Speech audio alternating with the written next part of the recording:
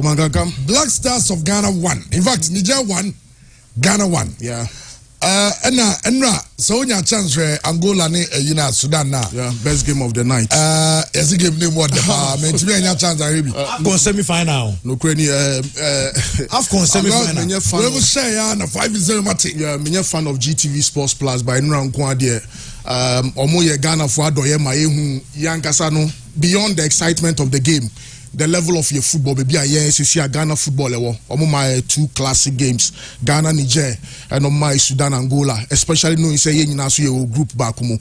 Until you here Sudan, Angola, and Belgium to say Ghana based on the performances in the last 2 games. No, from your group, no, Niger for na more demon for many de bet to Sudan and Angola based on the performance.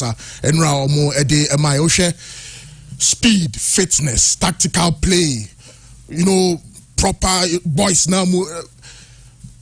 Sudan Angola, because a European game. Because you're born you know, Nations League semi-final or a Euro, and kind of Cup of Nations. It was born when yeah, the most competitive qualifier. What a group is so far. I give my friend a lot of credit to GTV Sports Plus. Omo ya dear Papa. You me sure say Obia Beja to say. Sagana Benya win, I just say any Black Queens, ni super, any man ko bobo. Oh, of course, I mean, Chamaria Blaye team way there. I mean, standards no form. And I baby say who some kakra. I'm not a number of chances Kwandai. It took Ali to say to score go for us. Chamaria squander chances. Oh, say KUDUS boy ya. Yimano na nkrofo no ma nya bi na nkrofo go baby omunya 4 against 2 nkrofo he dey say no na was omu share be 4-1 and 3-1 bi omutum say omu sheda ni ball ni bokese but there's proper coaching na the medical ka say ma bebre na for makoma ni Black Stars na chi just use your mind. I was so who said because something is just not right with our Black Stars. The man here and say I feel na boys or mobile man on a Black Star team or be the preseason I'm say about week 3 or say week 4 into be a fresh. Yes, season up and and now your season in Finfini into a Crystal Palace and now West Ham and now Monaco also my bread. There be a fresh. Now share ball a boys ni boy now. I think there's something fundamentally wrong with our squad. And knowing the quality of the boys, no, who compare squad quality, who share Angola for no Niger, no Sudan. Sudan boys, your more league, or Mukrom, our more Tibabi, Saudi Arabia, Ethiopia, Tanzania, or more camping, or more Bobo, or more friendlies. Yes, of course, Hilal, Nomne Mareknum, about Champions League and all of that. But who share ball no more bono. Now we share ye Diana. Now we share your boys baby omujina. And now you be Arsenal and Spurs you be Thomas Partey o jinam. You share Brighton you be Tariq Lamptey nom. Na you count bom. We bo Arsenal, we bo West Ham, we bo say. Ni count bom. Na you to be nya team betumi share Niger. Our neutral grounds. Microphone need support. Yes, you need support. The Black Stars of Ghana to me share Niger. I think, sir, on a neutral ground. On a neutral ground. And then Niger full ground. The best of pitches. The last time I knew Angola for boy, the argument was about the pitch. Now we had the best pitch, but we are still unable to deliver. Minim say baby Drew no. I was say I concerned kakrana. I was say who popo kakrana. I was say I worried kakrana because yes, OTTO ADDO ye na juma, but yen Ghana for yes we were a target. AFCON 2025 and a World Cup 2026. No crowd hon say one qualify for AFCON. Now qualify for World Cup krana. American embassy ni Canadian embassy. Omo the number of visitors are expected for supporters because you not playing the AFCON. I'm telling you. AFCON is as important as the World Cup. Because a man for AFCON, no more pay US, and it makes it easier. Absolutely. I saw AFCON. Absolutely. Absolutely. And so a case where we should become a bit worried because can we trust OTTO ADDO You bet me the Gidia show penny on and let's place this in proper context in terms of qualifiers, games of 90 minutes. And Nipo Jina touchline OTTO ADDO. So he's largely responsible for the Kuko results I in Sakano. You bet me the area share opinion Musa in the next 3 to 5 years. OTTO ADDO bet me build a solid Black Stars. You bet me they achieving your ultimate target of the World Cup in 2026 and based on the records I in second. And I'm disturbing every game now. Some more and I understand according to Vivi say and GTV Sports Plus the Kenya Burundi Senegal no? Yes African qualifiers and they are doing very well. Look, some make arguments say yes the African game is improving into Comoros, Central African Republic, but Senegal and now Burundi channel. Yes. and me man channel any of the channels. Okay. Enra me iPad in me call use a sporty bet in the bet way more channels. No commentary. Okay. You hear the sound as a stadium. Yeah. And then me disappointed. Ghana, well done. Yeah, that's it. We see Ashmel run. And some coaches Nikan. I said COVID. Yes. And I was disappointed. Clearly, when Ghana now say how I expected the coach to be on the players. Yes. You're quite of course. So you share your target. Now you share players are war. Now you share opponents you need to be any opponents crowd no more share your draws now. No kremunye AFCON no cry qualify na. Enya papa no because I'm not too sure sir this current Black Stars you say AFCAF crackers and they organize AFCON. Me sure say Black Star team way group stage on best free. Based on the games we've won so far in the qualifiers. So yes, Angola, any Sudan, Niger, our group be more. Of course, you bought just 2 games, but board Kakana ya no. Gideon, yade Aliou Cisse, Senegal coach no try home poa. Say oh, your man no bear 5 years. Ya wa year Jumano ache. But I'll check your records na chairman. Oman stati say. That's no coach Olympic team and yes. But even with the senior Teranga Lions, no, the first 14 matches, I think just 2 losses. Ochake Aliou Belmadi, Algeria. The first 15 or so games, about a loss or 2. Unconceded goals. Chama young check it. Okay, where Senegal? Into Senegal from 2014-2015 Aliou Cisse take over no. Unconceded goals. 2-0, 2-0, 2-0-1, 2-0 win, 2-1, 3-0 win, 2-2. South Africa onya 1-0. You know? Now I share Belmadi. No about OTTO ADDO records so far. Because my concern is, can we trust OTTO ADDO? Belmadi Sudienie. The first 15 games from 2017-2018. About draw the worst results you draw 5-4, 3-0, 3-0, 1-0, 2-0. The opposition are also competent opposition. Why Vikusoha? Absolutely. Senegal Kenya, Mali, Tunisia. It's in the public say no. Ocean record now. Between the team national insa. But yeah, OTTO ADDO no. Chairman, yeah, sure no the records. Ono so buy the first game Namibia 0-0 Kisuti in a boy and then also crowd no raise another issue was here again because you call for an experienced man in Kisuti when to me anya adwuma no and you call for a young coach also to me anya adwuma no OTTO ADDO records nie friendly match Nigeria share come you my team back on you conceded 2 goals you share 1 you need Uganda neutral grounds and na Mukwala share goal no and also 2-2 you conceded 2 goals you share 2 goals. Yani Angola, Babayara, Omusha Kabako, Yantumiante, Enra, Yani Niger 1-1, and Yanya 2 wins against Mali, 2-1 against Mali, and of course 2 wins against the Central African Republic, 4-3. Central African Republic share Miensa our Babayara Sports Stadium.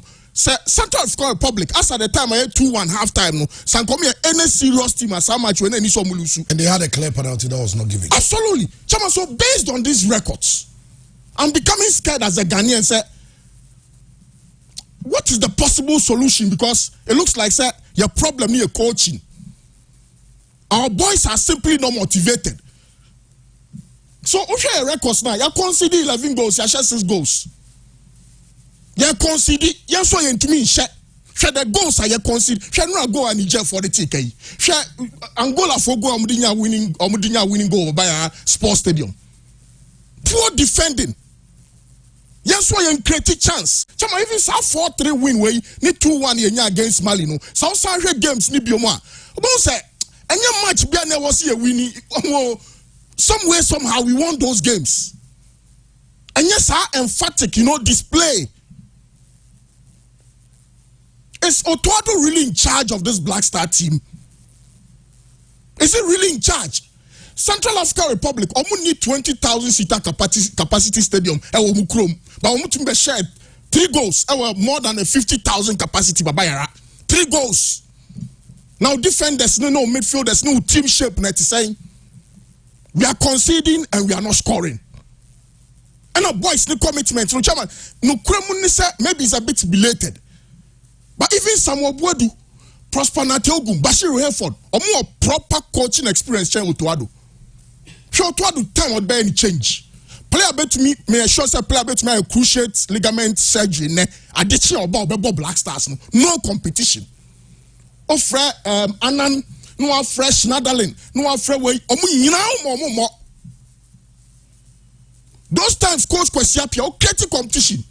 Achuba bebo into ye the den out in Chankwa William show say or the player for about bebo or the boy your friend say Japan be no Man City or mani bebo ye Wakasu or mani bebo ye Richard Ofori on the bet to 2 Fatal Dauda on mani boy which other player mention the names coach players are Kwesiapia Yusu ye when no free players na no mo to bench na de bianu Elijah Wusu na wali do na why he's unable to inspire. Into boys no more South Angola and Sudan match na chairman. National anthem no cry no mudi camp boy no kura munye a Niger bas stadium on Sudan for ni Angola for ni ntem kura na nye is born on top na wom no because they play with a certain passion. Passion no yes supporters no betum dia ma but who coach no and come up ben na players did coaching is teaching on chira there. It was all to me inspire players and now students to do something unique.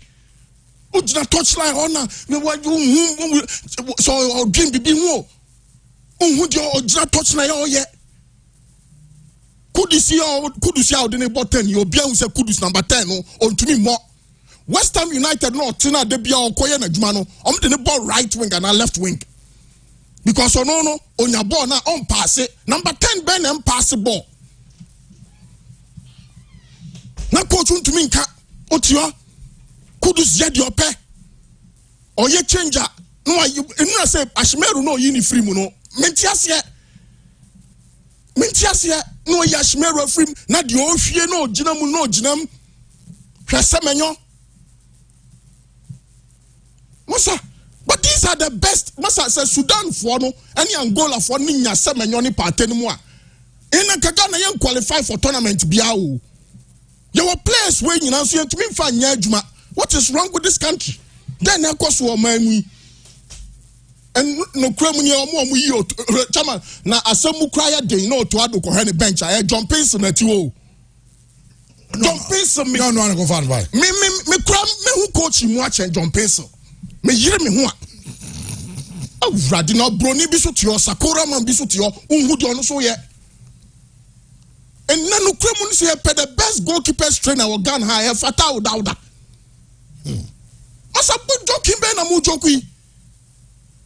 And it just say my one more and say yentua winning bonus na ma mrantenti yesika ho atoyen. But nya sa pa dia.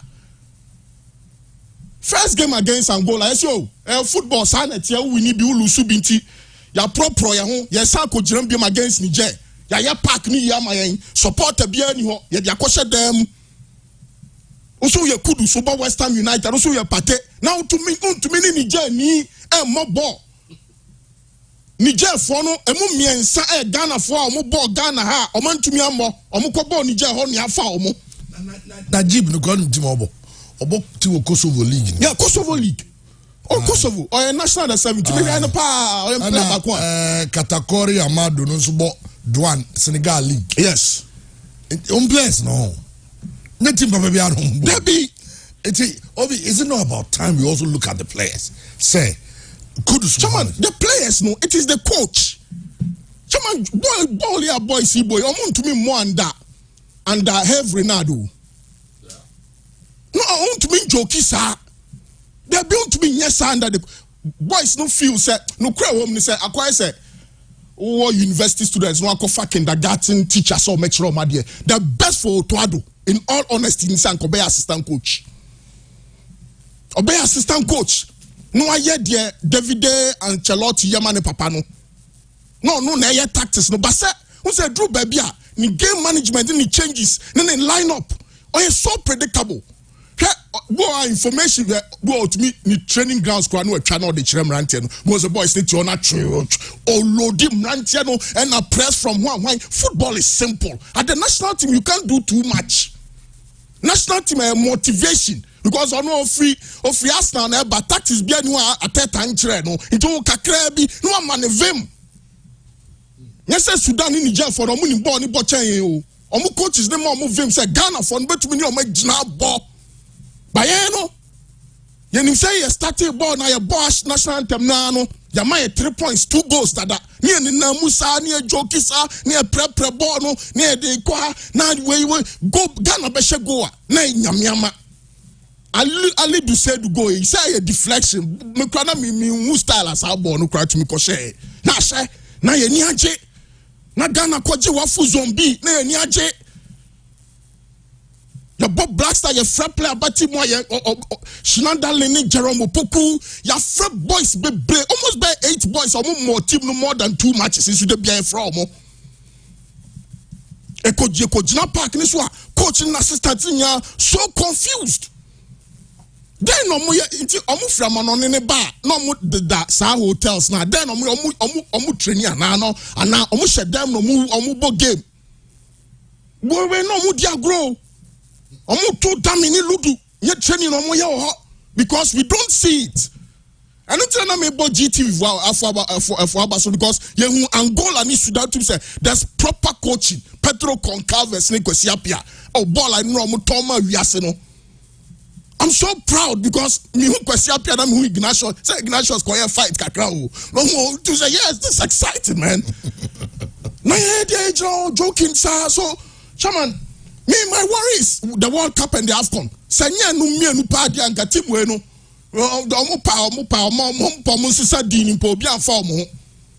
But it is gotten to a stage where they've got to be serious. Don't bote mukra Blackstar anymore. And the Blackstar we the ball with a lot of local players can play. Oh. Because if you can't play against players who play in Kosovo League, if you can't play against players on Senegal League, now we are not some of your superstars. No, chairman. David, where would you? Where would you, chairman? David. Niantiana Mukwala no Mukwala on Uganda. On Uganda, go share Blackstar for now. More defenders. On the name of say chairman ball or boy, you know. Oshego. Wabra Oshia Ghana has side defenders no.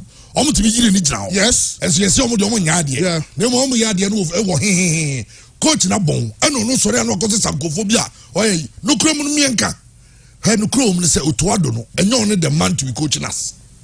But obekaya, okay say me can say. Omo nya ko fona ba. Yeah. Problem I o. Omo enta na chi. Nye no nye ye. Yeah. But no krom no say, mra omo catch 600 coaches and I apply for Blackstar job. Most of my short list. Mude mun ka 600 coaches mun ka 3 grand 3. Ya honor refresh for baso or look apply. Yeah. Bisine wa yantinka. Yeah. Ono OTTO ADDO wan qualify the fear your friends here be in interview because ni people mind OTTO ADDO again minim de ntia ato etim sa all so kind jumping interview be okoye mo ni assure mo of the jobs already say emre here demonstration obetina TV so na mo nyina no ya assure mo so benya adwuma no de munya nwade no kra unu ade be ya da OTTO ADDO ni referee be pressure be pam so transtant no say jumping no be jira bencho don't pencil. Then you be done. OTTO ADDO no head coach no. Every matter said the jump is obey change. Abo eh. Most of the change bad near say. Oh God. Yani Angola. Why you changes here changes here change. O change yana go fon say. Yeah. Where's this? Yeah. Onye change o change yana go fon atika. Chama boy you ordinary by mu Brendan Thomas one. Chama we mu nyina o mu ko form we. Enra, they may disappointed. In INAKI go win for me. Yes, because INAKI was making the rounds. Absolutely, creating chances. No, one who your problem on any more hurry. On the one who your problem into your coach no cremunie. So ya kasi ya kwaya chibebrea. And some the one president abo buanu ne buako kopie. But in their course no dear no cremunie your coach ni your coach ni titru because ono ne that place na no. Wa maye hu Ghana na ye nim say Ghana na ye nim say those times Antoniana na me kuma ye nkwa chire Antoniana Emmanuel Ajiman Bedu Rabiu what midfielders ben biom Christian Achu Ebenezer Ofori some boys we mu kra no ball on be ball kakra ma Ghana kra no it's so sad eh. Alberta Duma nom krano a free aqua. Chairman, boys we mukrano kakre or mukrano yan fan sebe 10 years ago. She ball up boys way commitment on mukrano blast yomu. Ya blast yomu 10,000, 5,000, but omudin kunim die mu de a brain. Na Ghana Niger kwa bobola. Na we so much we kra na enya commentary because who him say there Yadeba and I Niger no mom and a Ghana or GDS so between Atikano. Na ye no ye jokey, ya jokia na coach, ye changes basa. What do we do now? So Penino, ye pamana, ye ben in tem, in tem. Say ye pe obiswamana bebuana, yanyan in tem, because no crannies a ball I know I share no just a BBC. Na Sudan for no mu prepare Angola for no plan no mu coach no at the Tifa baby. One shot AFCON yen qualify. Because me who style a Ghana besha Sudan. Just I had the 14, this on my about 15 players. And no clan a bedding, you be concede. Head there bet you go. Oh share Sudan for ball. What a match. What a match. Now Ghana and qualify for AFCON there, then I mean that's the end of our story. Well, I'll say in my footballing opinion, these are the problems of the Black Stars. 1, Jordan shouldn't be part of the squad. 2, INAKI is good for Bilbao, not for Ghana. He has to be ousted. Salisu out. PARTEY needs to be talked to. Ishaku needs to be talked to. KUDUS needs to be talked to. Semenyo has to play in his preferred position. Lastly, we need a coach who will tell the players to play according to his tactics. A typical example is Diego Simeone. Okay, say, coach, this is the plan. This is the plan we are playing with. And a few message on the band. But clearly, the demeanor and the posture of the boys on the field doesn't show a team that wants to win. A team that wants to set themselves apart. Say, yeah, big boys. And your boy against a small, you're quite all them each. And oh yeah, the young man so body is so be a bow and a crack. Tinije or hubo, yatiase. It's a bow be a humboy. Still a Morocco nomination crofui. Still a France name, Italy name, Germany near man in Imboy. And a Latvia no medi Euro CB. Nyang so be a hubo. Of course, hubo, but a moment in bonus hubo more. And we are constantly taking decisions that's derailing us. Decisions are a retrogressing a progress, you know, right? Maybe they say, they are for Chris Hughton, Omobi answers from, and it's okay. After the BM, Yatehu committee, after Mama ye interviews near on the day we're doing the Save Ghana football demonstration, then someone picks up a phone. Call the members of the committee, say, Mumrankai, now we interview OTTO. Then they come and tell us, say, interview Otto was the most the best out of a year in the highest of orders. Share. Coaching is an interview there. Coaching. To no chama say adichire no won sa that be coaching kasa won kasa okay o tum say the communication here exactly me point so is can a bit you oba me na we say ha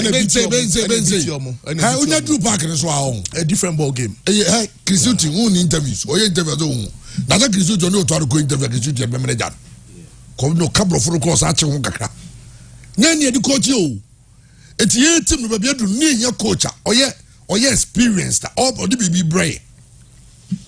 Your boys see, I said your boy no more, as on ba no more money star be, as on you be awesome. Hey, mumma, simple. Maxwell. Chairman, the kind say, FA4 na me blame more first.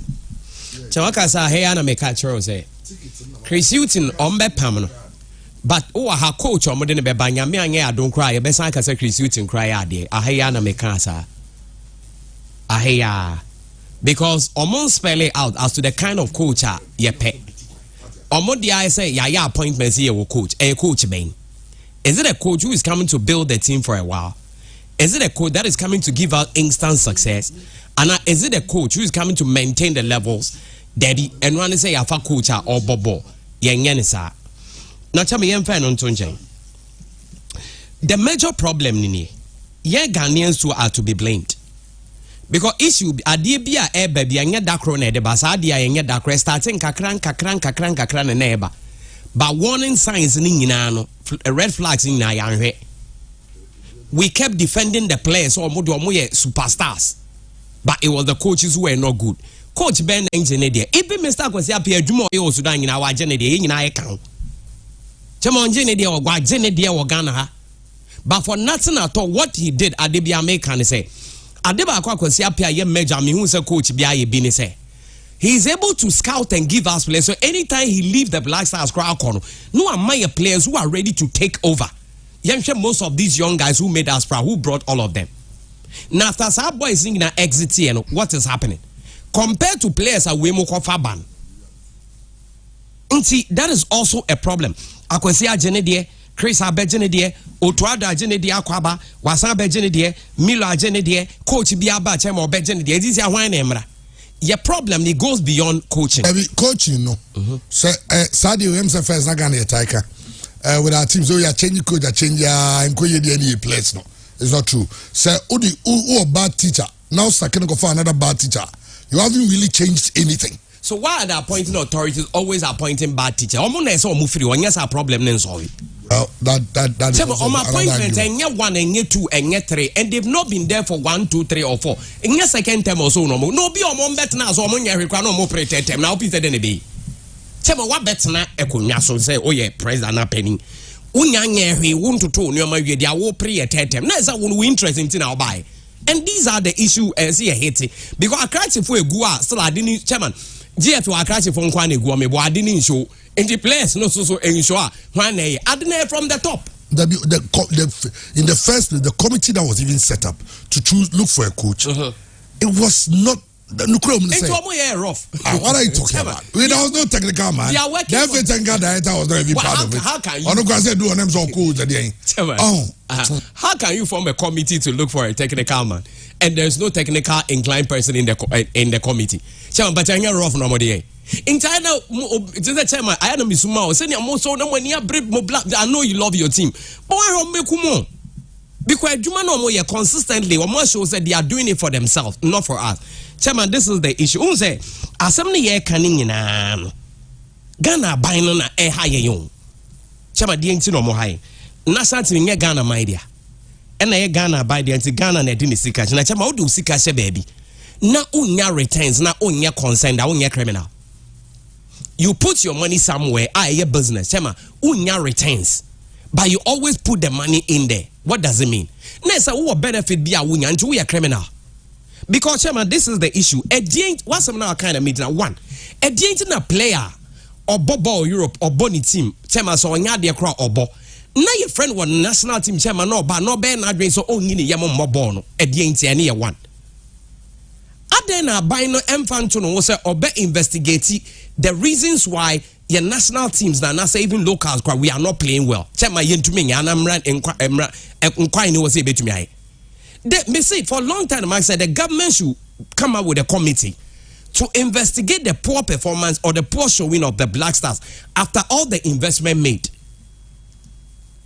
Because obi a minister and obi kuta public office chairman nasa or embezzle funds near there see your financial losses you're trying and amebo. So I'm not saying we should try our boys, but what we are saying that how come our boys are not delivering then the harm ebia and the line why call ups and send ye no problem be wo hontiana wranglers be o team ni mu ana nempo chairman empo Ghana ne ye wo no omo winning bonuses na ye see entua no omo nsa kan nyina no omo nsa kan nyina na we need to investigate all that. Because me menje Ghana ni bia chairman ye this ka be send say me match ba menka so mu na bebebre menje omundi even bonuses na ye tua ne chairman. Is it that they don't get the required bonuses or mojiana? All these things should be investigated because if all these things are there, they will not be out and say, but chairman, it will still affect our performance. The government is silent. Do you only answer a yiska monjen kobo? Do you only answer a yiska monjen kobo? Na chairman wane baby adwuma bi na nipa na oye weka no enya mfaso wo adwuma no da adwuma ni wura na adwuma ni wura san hwe na adwuma ni wura na oye criminal. So that is our problem. The government should come up na ye investigate as to the poor performance of the Black. Chairman yes and say boys no. Chairman be boni say ana say omo qualifier group stage omo be jom 30,000-40,000 they be omo ba bebo. And it must change. So I think that the government should be up and doing and unconstitute a commission or something. Send I don't know how it's going to be done. Now you investigate as to why are what those poor performance are yeah bobo. Chairman dey no to nchen. Also the future is instead very dangerous. Because of my biano, the big clubs na wo mine mo chairman omo na e push football wo mine mo. But also about Africa because most of the players are playing in Europe and you heard those players. Chairman now the next thing there is your house ne kotokodo mogunu. Make us more guna it's a far because chairman say menya sure say junior ba ne bi opie na hu na bisa junior akọ you know ka so daddy me hu say kotokodo ba so mo wo hye na me ko sans you de mo chairman ubedwa pa. Chama ubedwa pa ana. But during your days, na uyakra no when the family are even happy. Why? Chairman, we will never get to that level. So do you think Hassan Kotoko bet me conquer Africa be engagement? I just a miracle. Into omo so ye better ni to omo say we mu nya e no they are also not there. So the future is still bleak. Again, share we in this here strikers no. Jordan the highest number of goals or bet me I say season chairman to me share 15. Jordan started ball on share 15 goals that in a season in a club in a single season. Or INAKI the highest on also I said no air 14 on also share 15 that. Now Semenyo crowd on share double figure 10 crown share be that. So chairman looking at these statistics we are very poor. And now me heard DR Congo team no. And I mean say Elijah Elia the obo Basel no obo champions or top scorer was on the bench. Banda they no what your friend saying Braga last year he was the second top scorer to your friend go caress. Sisi okọ trousers for no so te bench. Na me so no Atta Masuaku chairman or te bench na me so mu coach. Chairman say ye Ghana hankasa players with their profile no oye dem na bebo. Chairman players who are playing for Pyramids ne they were playing and they went out to win 2-1. Inti and also another problem. Now oba ye goalkeeping department at Ziggy Walakot Asari. We enyenko we can rely on. Chairman baby a ye kakra ye midfield and no crowd no the iconic superstar players PARTEY and KUDUS. And the chairman say okay so the more compare me fans say the top teams be on more continent or more midfielders and players or munimba ye bet or they can easily compete them because oko bisuma money ading in hano ye bet me compete or more. Chairman defense no whatever. And the team is weak. It is something we need to agree. The team is weak. Di Ghana no chairman ene kata omo so but ball no mo bonankasa de team ne very weak. But mo ya de omo clubs. Exactly. Clubs no say omo ya de na wo she ma be ya de. Chairman like for example if you bring somebody on your show because of the quality bia wo ha no nipa de betumi pagya mo but it won't be the same with the nipa no omo quality wo from unless any nipa na extraordinary. Some meaning so what must na make an but don't let us deceive ourselves Ghanaian baby we our hada chema waka be the pele Anthony Eboa Shomokwe, even a bloody kuma. Anyway, former Kotoko boy, striker for Prince of Poku Polymuniadi. Chairman saw Mokra, the captain, who almost called yes, Chairman, it was the same thing. Then that time was the time and now has a yard there. So now has a Nekotoko yard. The now commentators were asking, say, but if the Ghanaian local clubs are doing very well, how come the national team is not doing well? Because in a country, anka local boys with Chairman and the backbone of the team. Chairman, then where do we follow? And see, President Gufo Bai no who said no. Your team no, we have the quality. But Chairman Newman Koye, what did he do? Or putting measures in place in making sure they better reviving Nyoma. Chairman, what are some of the measures? Stephen Appiah was called on, and he listened as to what the problems are. To the man's bedroom. Sir Appiah, Ghana have never been to the World Cup. We want to get there. Exactly what is the problem? No, see daddy, you have a baller, you bonus kem, your ticket omuntia, that I had team anyway, no so okay, maba. Let your boy know saying that we are going to a different era. Me am head ni assorti bibi acha my yenya results. Enti san koye head of state and as a penny no so no na dwene ni nim de so no be ma na ya acha ma say ya na ebe ye. Dia minister ne be ye nyiro no na bet na ho. Chairman, yes, I started here, but who say go fields by say government niska. Okay, go fields Ghana Limited. Monfren Rem near Mamo tax rebate. Chairman, go fields started to we also where the blasters got to for a long time. And also very good people underline. A bit to say your friend is Mr. Ben Kofi. No draw plan my. Chairman Drew baby say yeah foreign based players here to me sideline yomo. Ebe for most of the local new foreign based player and they call Mali started rebuild the blacks and yes I net here.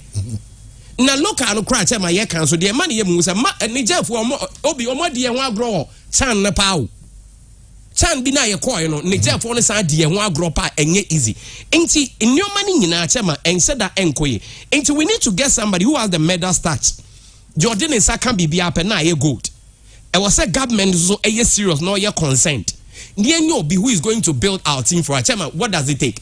We are here kwabe on besa for the same players aba.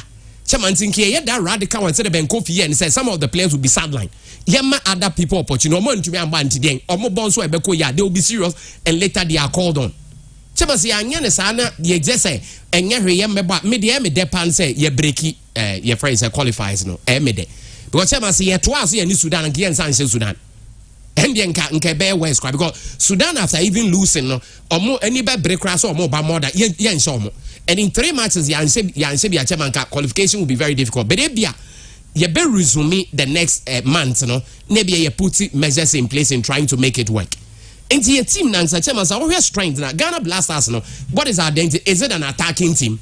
And your team or a lot of possession, and our team will defend well, and one say a bobo nibi, a femana fem. Chairman,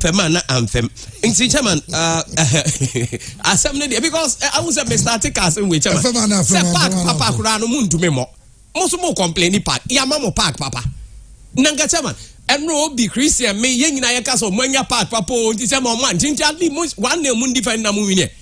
And Tiana Monya, dear, oh, say, Yebra Pia Stadium, me won't video be.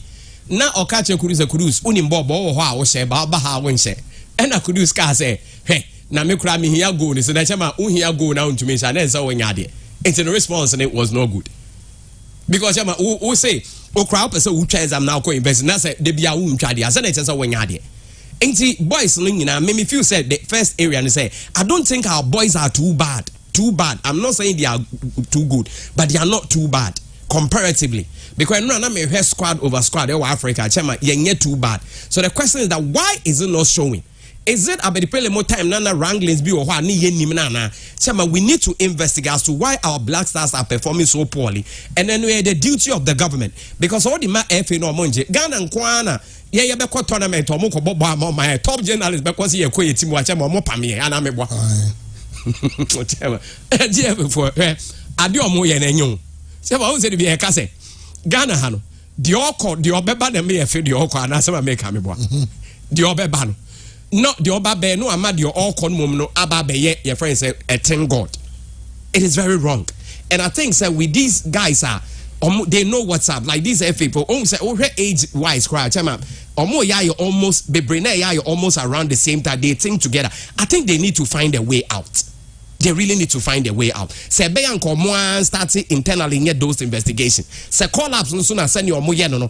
Emma players ni be omu change nyoma. Because chama it can't be like this. No. Enye ne sa. Since ya chama mpacho. Nyame mfa ne sa so omu wi omo 10 na say ya net ya. E den on beka so omo time omo achieve my. They should think deep about it. They should think deep about it. Me dey tell they be because nipa ye na adwene say obeya ade ya chama obetumi aye.